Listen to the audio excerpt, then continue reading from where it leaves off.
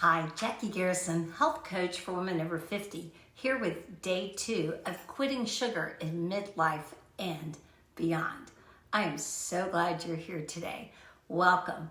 Yesterday, we went over a technique that's often used to help people quit smoking, and that is when those sugar cravings hit, to note when they are, what time of day, and what you were doing when those hit.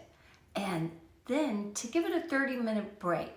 Take a lap, either a mental lap or physical or both, before acting on that craving and see how it goes. Day 2, I want to talk about how do we prevent the cravings? Well, there are some important ways we can do that. And number 1 is by eating enough protein.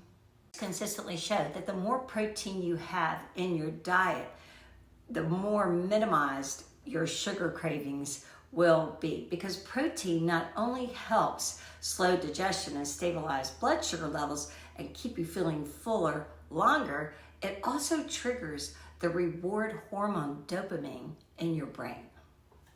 So how much protein do you really need?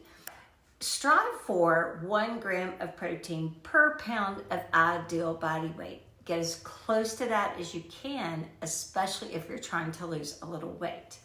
As we age, we start losing muscle mass, lean muscle mass, as early as in our 30s and 40s, but it picks up speed, and the percentage per year that we lose increases pretty significantly in our 50s, 60s, 70s, and beyond.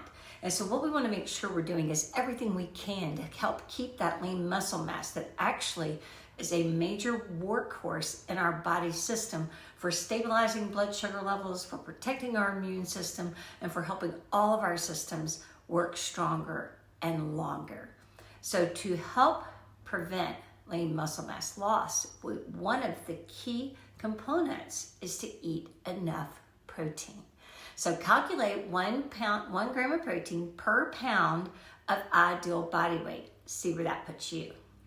The most important parts of eating enough protein is also eating that protein evenly throughout the day. So if you're eating 3 meals or 3 meals and a snack, and you're striving for 120 to 130 grams of protein a day, then you would like to get 40 grams of protein at each of 3 meals, and maybe a 20-gram protein snack in the day as well. So how do we get all this protein?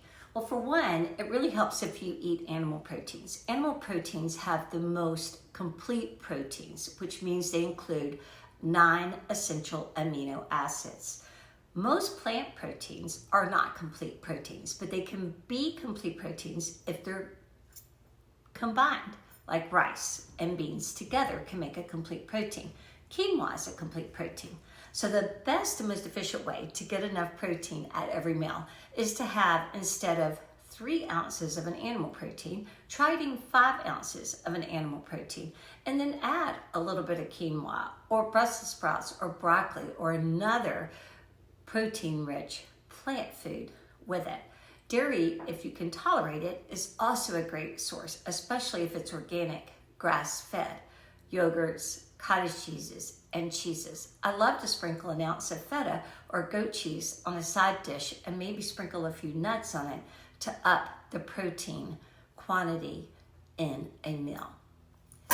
So get your protein in, slow down your blood sugar levels, get that dopamine rush, and kick those sugar cravings to the curb. Let me know in the Facebook group how this works for you.